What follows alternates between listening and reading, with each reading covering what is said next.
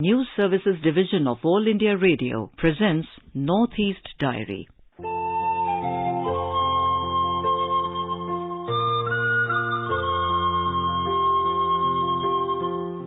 Good evening. Welcome to this edition of Northeast Diary. Here we bring you the latest developments from India's unexplored Northeast region.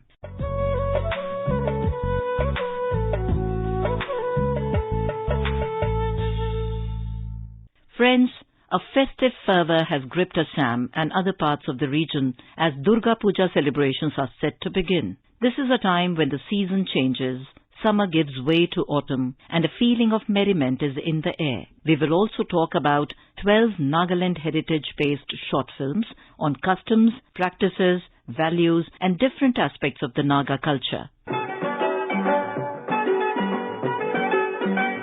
The Indian Army and Defence Geoinformatics Research Establishment, or DGRE, installed an avalanche monitoring radar in North Sikkim recently. DGRE, which functions under the Defence Research and Development Organization, is involved in forecasting and mitigation of avalanche hazards faced by the Indian Army in the Himalayan region. We have a report on this by our Sikkim correspondent.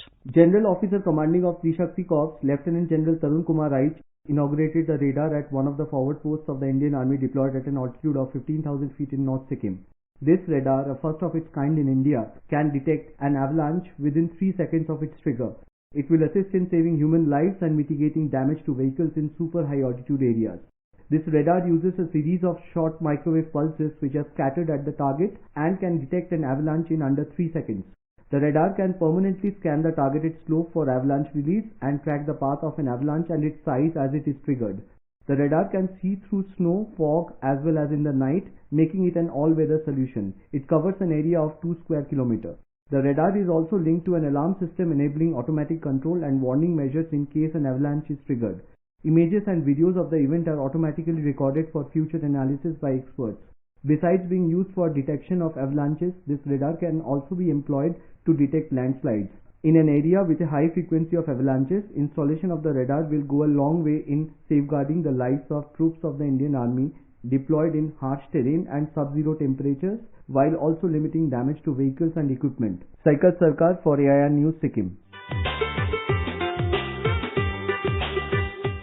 State Council of Educational Research and Training SCERT Nagaland has released 12 Nagaland heritage-based short films on customs, practices, values, and different aspects of Naga culture. These films are meant to educate students to learn, appreciate, and preserve the Naga culture, values, customs, and practices, to encourage Naga students to know their roots and be proud of their cultural identity and heritage in a world where they are exposed to many different cultures. The films were officially launched by MLA and School Education and SCERT advisor Mr. K.T. Sukhalu on the 21st of this month. A report. With the release of these 12 Naga heritage-based short films, SCERT Nagaland has now successfully documented a total of 15 Naga heritage-based short films, 3 of which were released in the year 2020. These 12 short Naga heritage films featured origin of the Nagas, the art of the Naga tattoo, the craft of Naga weaving, megalithic culture of the Nagas, Naga traditional architecture, Naga cuisine, the Naga morong, traditional Naga games, terrace cultivation, basket weaving of the Nagas, Naga traditional peer group, and traditional village governance of the Nagas.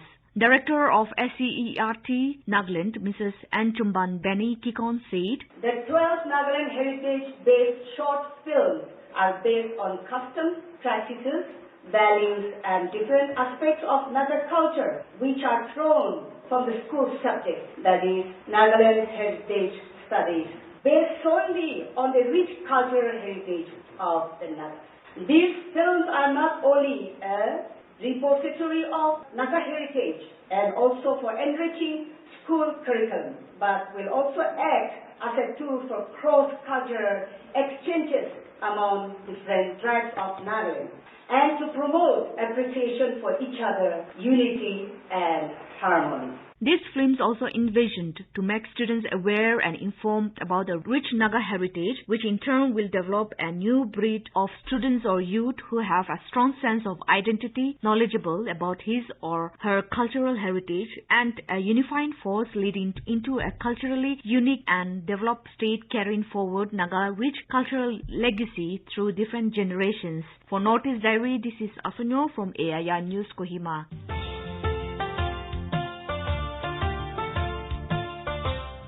Meghalaya is all set to host the upcoming second edition of the Northeast Olympic Games 2022 as part of its 50th anniversary of statehood celebrations in November this year. A curtain raiser event was held for the sporting event at Shillong, where the Chief Minister unveiled the Games logo, the official mascot NEO, a clouded leopard, which is Meghalaya's state animal. A report. The second edition of the Northeast Olympic Games 2022, which is a mega regional sporting event, will be held from 10 to 16 November. The event is a return after 4 years, with the inaugural event having taken place in Manipur in 2018. The competition will witness 3,000 plus athletes taking part in 18 disciplines, with officials and spectators. Meghalaya Chief Minister Conrad K. Sangma, along with Chief Secretary D.P. Walang, Commissioner and Secretary Youth Affairs and Sports Dr. Vijay Kumar, and members of the Meghalaya State Olympic Association participated in the curtain raiser event. The Northeast Olympic Games 2022 website was also launched during the event by the Chief Minister, along with the release of findings of Mass Talent Identification Program and distribution of checks to State Sport Association to hold coaching and training camps for the upcoming Northeast Olympic Games. 12 athletes who will be participating in the 36 National Games in Gujarat were also felicitated and accorded a warm send-off. The Chief Minister, while addressing the event, said, "Is that we strongly feel that the youth need to be focused on. For any state, in fact, in the country today, we have a large population of youth. And to ensure that the youth are guided in the right manner, to ensure that the youth ultimately end up doing the better things in life than the not so better things in life, we felt strongly that engagement of the youngsters and the youth through sports is very, very important for us, so that we are able to produce young, talented, as well as responsible citizens for our state. And we realize that in today's world there are too many distractions. And hence, unless we are able to engage and allow our youth to be in constructive things like music and sports and social service, education, academics, then we will ultimately end up being in the wrong place. So these two very important factors have driven the policy making and the different ideas and projects that we have gone into. It may be worth mentioning that the official game logo is driven by solidarity and is shaped similar to the map of the northeastern region. NEO, or the Northeast Olympic Games mascot, is inspired by the clouded leopard, the state animal of Meghalaya, which is also a vulnerable species. And the attire worn by NEO is a fusion of the culture of the prominent tribes of Meghalaya. This is Rusam for Northeast Diary from AIR News, Shillong.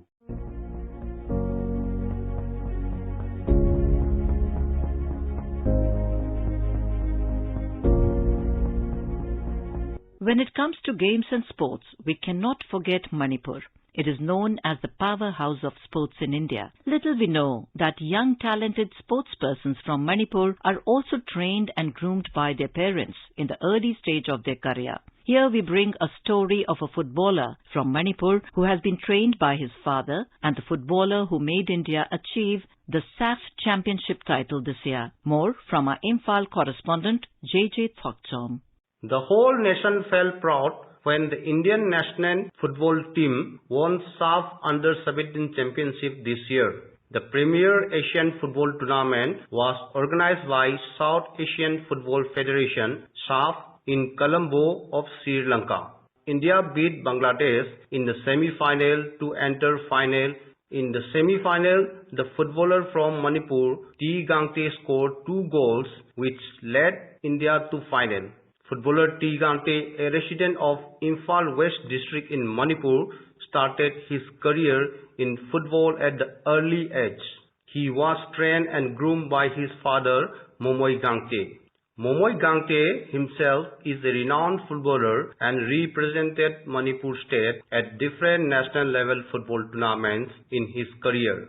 Speaking to Northeast Diary, Momoy Gangte said that his son, footballer T. Gangte, has made him proud by representing India at international level football tournaments. He said, at the age of 13, 14, I made him to join some 3 months course in football. Whenever he's free, he's having some vacation and all. And when coaching camp conducted in the state or outside the state, I used to let him participate the camps, apart from my teaching him at home. I was a national football player. I was representing Manipur in so many occasions. Footballer T. Gangte is currently in Oman preparing for upcoming international football match.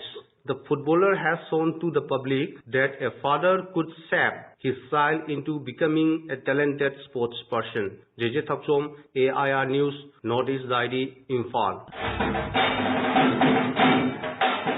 Assam is all set to celebrate the 5-day-long Durga Puja festival. Rush is being seen in the markets to buy clothes across the state, including Guwahati. Despite a rise in online shopping, people throng various markets to purchase new garments ahead of the Durga Puja. Various theme-based puja pandals are being set up by various puja committees. In Guwahati city alone, over 100 Durga Puja pandals are being organized this year. Various cultural events will also be held during Durga Puja. District administrations have already issued an advisory for the peaceful celebration of the Durga Puja. A Guwahati resident, Ashok Bayan, has expressed his excitement for Durga Puja.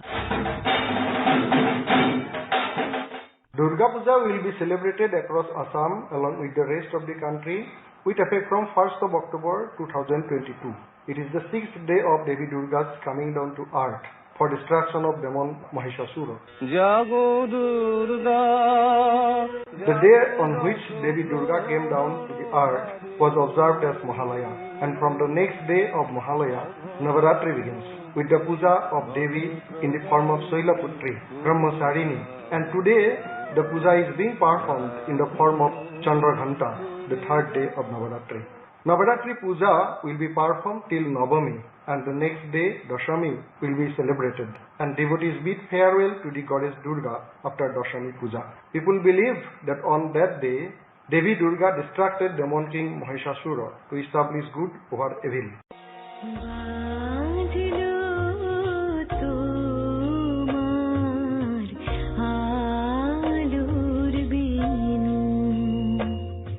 People also observe Dashera to mark the destruction of demon king Ravana by burning the effigy of Ravana on that day.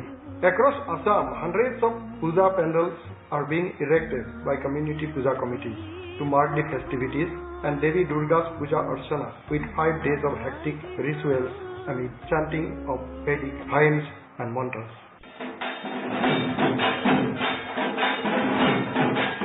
As the Durga Puja festival is just around the corner, the Agartala city, along with other parts of Tripura, is in full swing in preparation for the celebration. Here is a report from our Agartala correspondent.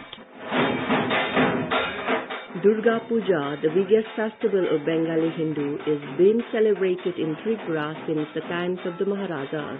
The festival is celebrated regardless of caste, creed or religion in the state. This year, the puja preparations are going on with great enthusiasm. With only 2 days to go for the festival to begin, all the prominent roads of Agartala city are adorned with impressive lighting. Overall, the city wears an enchanting look. Shopping malls and markets are seen heavily crowded with people buying new clothes and other festive items. Meanwhile, most idols of Devi Durga are already constructed and artists are seen giving final touches to the finished statues. The constructions of the colossal puja pandals are almost completed in all major clubs across Agartala. Different themes are being used to design the pandals to attract pandal hoopers. As per police report, this year around 2,000 pujas are being organized in the state, out of which Agartala city alone accounts for 1,000 pujas, including around 30 big budget pandals. Police have also started elaborate security arrangements in the state to ensure a peaceful celebration. For Northeast Diary, this is Rina Nongmaithem from Agartala.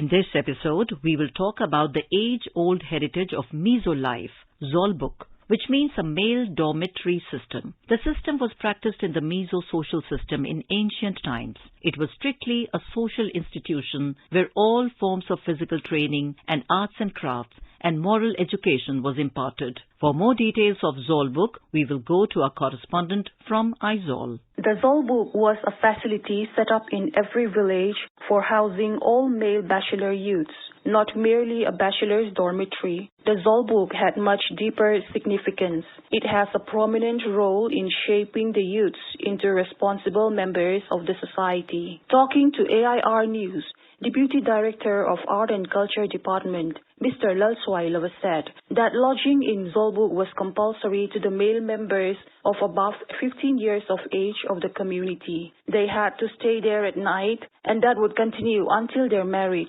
The bachelors had their meals at home and performed all personal and family chores only during the day. He said it was a center of village education, defense, physical training, and development. Zolbuk was indeed a very powerful institution in the village organization and exercised perhaps the greatest influence in establishing the social norms and customs, as also in perpetuating the highly cherished value of the Mizo people. Upon the village and tribal life, Zolbuk exerted a very effective influence. The youths were ever ready for any emergency, such as fire, tribal war, and others. Training on art of tribal warfare, wrestling, hunting, and village government were imparted to the youths. In the Zolbuk system, the age-old social traditions, values and customs were projected before the youths for their knowledge and upbringing. Before the formal education system was established, Zolbuk was the only system in Mizoram to educate the youth. The real needs of the Mizo society were counteracted through this collective mechanism. According to the scholars, Zolbuk system posed a balancing unit between the old and new generation with its built-in recognition of the rights and needs of each and every individual in the society. Many people believed that the strong social and voluntary body, Young Mizo Association, seems to be conceptualized from the idea of Zolbuk system. For Northeast Diary with Subhashis Tanda, Mary Renke from Aizawl.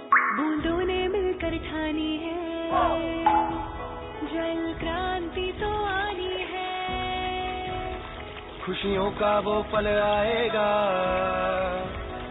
जब हर घर तक नल आएगा. In our Personality of the Week section today, we bring to you an interview with Kailash Karthik N., who is the Mission Director of Jal Jeevan Mission in Assam. The topic was the implementation of Jal Jeevan Mission in the state of Assam. The interview was conducted by Manas Pratim Sarma. This episode, we are joined by the Mission Director of Jal Jeevan Mission in Assam, Mr. Kailash Karthik N. Kailashji, welcome to this episode. Thank you so much. Would you please tell us what is the progress of Jal Jeevan Mission in Assam? So, when the mission started in 2019, Assam had only about 1.1 lakh houses connected to rural water supply. We have total about 66 lakh households to be connected, and I'm happy to tell your listeners that in the last 3 years we've made tremendous progress. From about 1.1 lakh, we are today connected about 25 lakh households, which is about 38% of the total connections that we need to give. We are on course to connect the rest 62%, which will turn out to be around 41 lakh houses, and we are on track to be able to achieve this during the mission period. Zindagani, ye pani, zindagani, rakhna sambhal ke dharti ka pani, ye pani. What's your plan to involve more and more people with your mission, with your activities? The Honorable Prime Minister of India and the mission believes the entire JJM should be run in a Jan Bhagidari, or a community empowerment and community mobilization approach. And the design of the scheme itself is such that it is, while the scheme is being implemented by the PHA department, but it will be handed over to the panchayats through the PNRD department, who will then further engage a water user committee to run the scheme. To ensure that the community element and the community mobilization is core to this scheme implementation, recently we have engaged the self-help groups as what is called implementation support agency. So the self-help group movement in Assam is an extremely fast-growing and very successful movement with their own hierarchies of community level federations, village organizations and self-help groups working actively across the nook and corner of the state. So we have engaged them as implementation support agency, the MOU of which was signed recently, where they will do a lot of the community mobilization activities, planning for the water supply systems in their villages, etc. So that's a big transformative change, because now the eventual owners of the scheme are themselves going to be the community mobilizers, talking on behalf of the Department of Public Health Engineering. The second thing is, like I mentioned, we have about 25 lakh houses which we have connected as of now.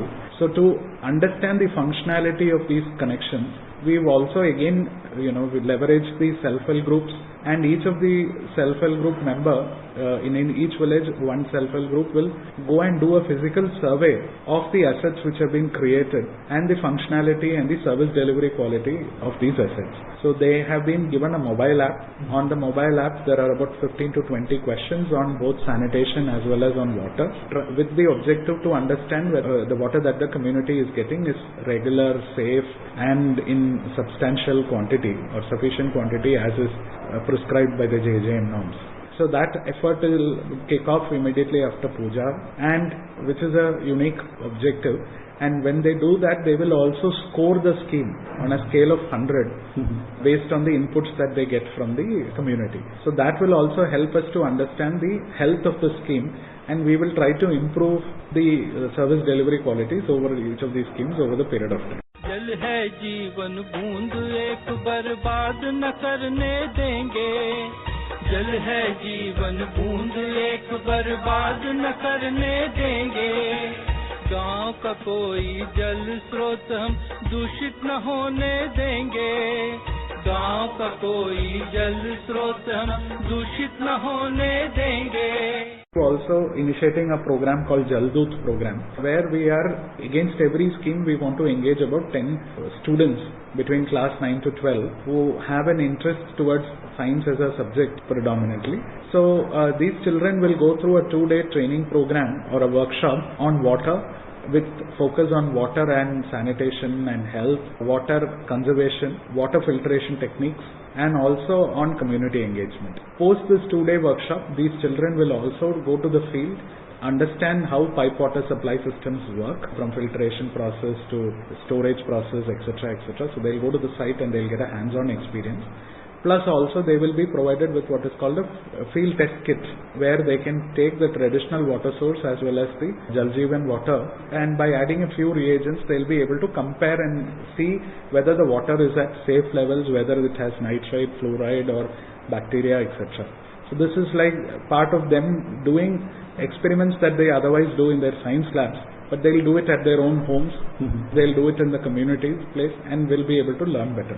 We are hoping that by this we will be able to create, through this initiative, Jal Jeevan, and each of them will also get what is called a Jal Jeevan diary, which is where they will interact with the community elders, their parents, etc., to understand in the villages where were traditional sources, how in the last 20, 30, 40 years a person's life, how things have changed, whether for the good or for the bad, and what impact what climate change is leaving on them. And they will record all of this on the Jal Jeevan diary for them to be able to understand on their own, and this will also create a sense of institutional memory. So we are hoping that this will create a huge number of climate aware, the benefits of water and sanitation aware children in the community, who will grow up into very responsible citizens. हरे भरे जो पेड़ हों तो अच्छा लगता है, धूप गर्मियों में भी ठंडा लगता है. We also want to undertake what is called a Jal Utsav, which is inspired from a concept that the state government runs for schools called Gunotsav, where everybody from the Honorable Chief Minister down to Deputy Commissioners and other officials are deputed to one school each to assess the quality of learning levels. In a similar manner, we also want to do a qualitative and assessment of the water supply schemes, where we have a very structured questionnaire and people go to these places and assess it. And the best performing water user committees, the best performing schemes will be felicitated and awarded at the state level. These are some of the initiatives. जल का budget बनाए वर्षा जल को काबू करे जल का budget बनाए वर्षा जल को काबू करे. So what are the major challenges you are facing while implementing JJM? The first biggest challenge is the ability of the entire ecosystem to be able to deliver, because we are attempting something that has never been attempted in the state, or for that matter in the country, and in a very, very short mission period of 5 years. So the ability of the ecosystem, whether it is the contractors, whether it is the department officials, whether it is the panchayats, to be able to deliver at scale and also make sure that they are able to deliver with the right quality within the right time, that is the biggest challenge that we face. Second, in large parts of Assam, water scarcity per se is not a challenge as much as water quality, and water quality is not a subject that is easily understood, because two glasses of water, one with bacteria and one without bacteria, don't necessarily look different. So in some pockets we also see resistance about the importance of water quality and the importance of drinking water from the Jal Jeevan mission, which is a safe drinking water in assured quantity. So that is a challenge that we sometimes face in some areas. And of course, in certain areas, because of the geography, like in sour areas, we have population which migrates, or the land which gets eroded, or in hilly areas where we do not see, where we do not get groundwater, and transporting water either against the gravity or even with the flow of the gravity, transporting the water sometimes becomes a challenge. हर घर नल हो घर घर जल हो mission ये लागू करे हर घर नल हो घर घर जल हो मिशन ये लागू करे. Finally, how do you see the people's participation in water conservation mission? I think that is still very in its infancy in Assam, because there is a very serious impact of climate change that we will have all seen. Even this year's floods, the devastating nature of the floods that happened this year, especially in areas which were earlier not considered to be flood prone. So that gives us an indication of the change in the climate cycle. So we are seeing that people have started understanding, talking about it. We are hoping through the Jal Doot initiative that I just spoke about, we will be able to create a number of extremely conscious, aware young citizens who will then be able to further percolate the message of water conservation, importance of water filtration, safe drinking water, health, etc. We are hoping that we will be able to convey that message to them. Our target under the Jal Doot program is, through this mission period of Jal Jeevan mission, we want to create about 2.5 lakh climate aware students who will grow up into very responsible citizens and who will also lead their communities going forward. Thank you again for giving us the time. Thank you so much. You were just listening to an exclusive interview with Kailash Karthik, who is the Mission Director of Jal Jeevan Mission in Assam. The topic was the implementation of Jal Jeevan Mission in the state of Assam. The interview was conducted by Manas Pratim Sarma.